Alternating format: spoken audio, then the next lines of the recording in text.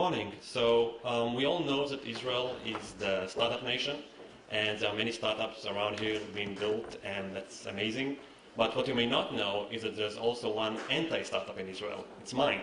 And in my presentation today, I'm going to lay out the 5 principles of the anti-startup, just in case you don't know what an anti-startup is. So let's jump right into it. The first principle of the anti-startup is go to market without a product, figure things out later. So the story here is that this is the Western Wall in Jerusalem, obviously, and as we all know, it is customary to leave pros in the crevices of the wall. So some 2.5 years ago, I thought to myself it would be cool if there was a Twitter feed for the Kotel. So I set one up. And the premise was very straightforward. You can tweet me your prayer, and I'll print it and place it in the wall. So everything was very simple. There was no product. Everything was done manually by me, one by one, because I had low expectations when I started it. But the thing is that merely 2 weeks after I launched the service, the media picked up the story. So there I was all over the place overnight. And as you can expect, that brought in thousands and thousands of new followers and thousands of new prayers that needed to be processed. And I was ecstatic. I was consumed with joy because I was completely unprepared. There's no way I'm going to manually copy-paste off the prayers one by one. So I was overwhelmed, and I shared my feelings on Twitter. And I got several replies. One of them was, God will not give you more than you can handle. Now, the thing is that a few hours after I got that tweet, Twitter... God will not give you more than you can handle. Thank God. So, actually, a few hours after I got that tweet from Jeff, Twitter suspended my account twice. And they must have thought that since I got all this traffic in such a short period of time, was some sort of spammer. So they suspended my account, and that was actually a blessing in disguise because it stopped all the prayers pouring in, and it allowed me to get a hand on things. So I had about 3,000 prayers that day that needed to be processed, and that's obviously a lot when you have to do it one by one. But I was determined to make it happen, and I found out that when you do a good thing, when you have a good cause, people are happy to help.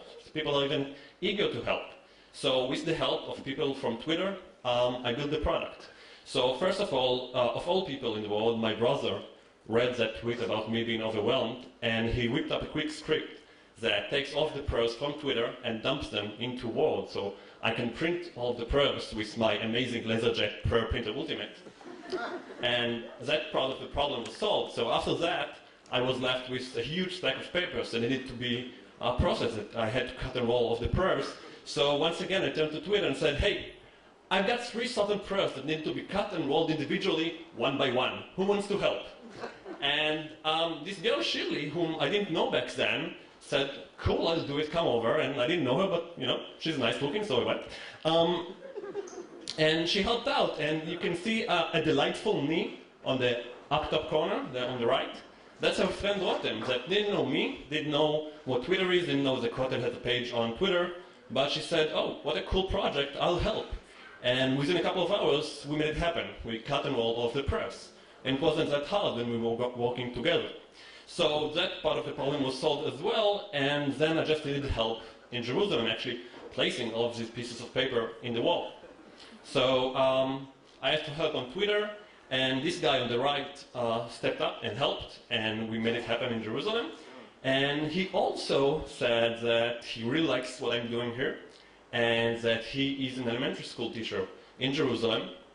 And what he suggested, and unfortunately it never happened, what he suggested was to dedicate 1 hour each week from his pupils' time and gently motivate them to process the prayers for me. So what he suggested, in other words, was to set up a children prayer sweatshop in Jerusalem to do the work for me. Now, unfortunately, it never happened, but still. So anyway, long story short, we made it happen. And since then, things have been running smoothly. Nowadays, I even have the world's first automatic prayer spooler, or in Hebrew, mechonat tefillah. that my father built with me. So I would like to show you how it works. Oh, hold on, hold on. Oh, here we go. So that's me and my prayer.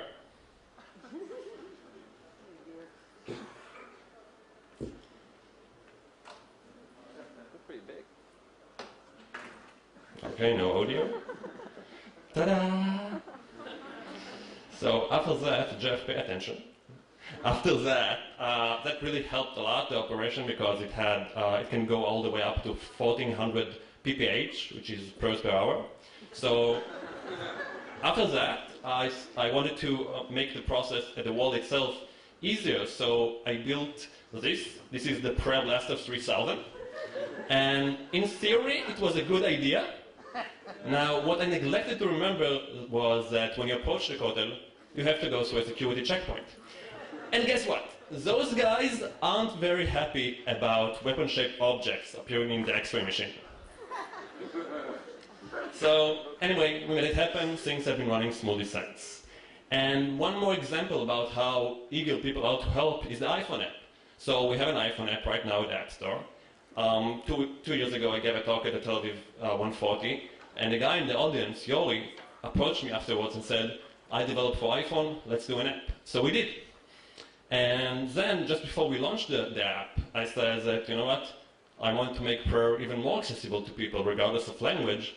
So I asked on Twitter for help translating the app. And literally days later, I had the app translated to about 10 different languages, which is great.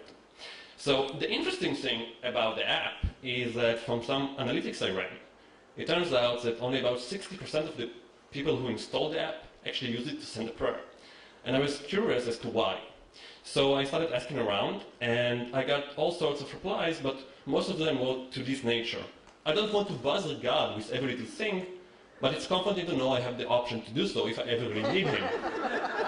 And this leads us to anti-startup principle number 2, which is users don't necessarily have to use your product. No traction, no retention, no problems. Principle number 3 is users don't have to use your product. Outsource to competitors. So after I got all that media attention, all of a sudden there were dozens and dozens of new prayer-enabling, prayer-conveying services online.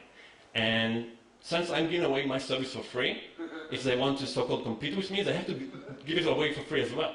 So taking prayers to the wall is a burden on me still. And they're doing it for me, for free. So this is awesome. Outsource to competitors.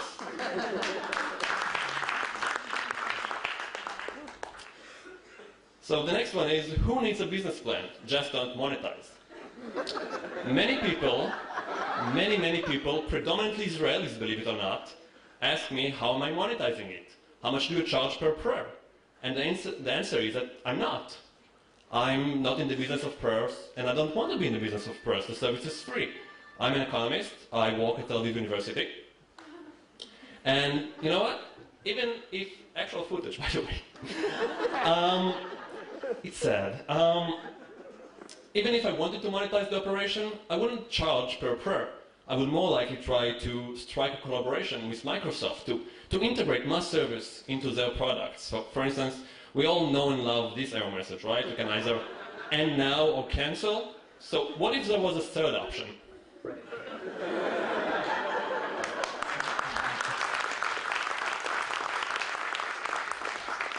Does anyone here work at Microsoft? Shira, tell Bill to call me. So, finally, we have arrived, the last and most important anti-startup principle, principle number 5. It is to create meaning and affect change. So basically what I found out in the past 2.5 years is that merely sending a prayer to the wall, or even just knowing that you have the option to send a prayer to the wall, like we saw earlier with the iPhone app, can have a huge, huge impact on people's lives. It gives them strength, belief, confidence, the energy to make changes in their lives. And we don't have the time right now, but on my website I have so many testimonials from people who sent me their stories, their Kotel stories. I will. Hold on. Give me time. So basically there are all sorts of stories from people who found love and those who got a loved one back. There are people who got a second chance at life, and those who got a fresh start. There are people who reach new heights, and people who held dearly on to life. Like this girl who emailed me a few weeks ago her crazy cottage story. So apparently, she's been clinically depressed for years, and she had this crazy ritual that every night after her boyfriend and her went to bed, she would wait for him to fall asleep, and then she would stand up, get out of bed, and walk on the ledge, and kind of stare at the abyss for hours every night, trying to muster the courage, if you want to call it that. Obviously, it's not a courageous act, but she wanted to see if tonight, every night, would be the night she finally jumps off. And it's a crazy story. So there she was on the ledge every night, and it gets boring on ledges, apparently. So she has an iPhone, and there she was every night on the ledge with her iPhone, and at some point in time she's on Facebook, on Twitter. At some point in time she saw someone retweeting a tweet I wrote, and she got interested, and she started sending prayers. And guess what? With time, she spent less and less hours every night on the ledge.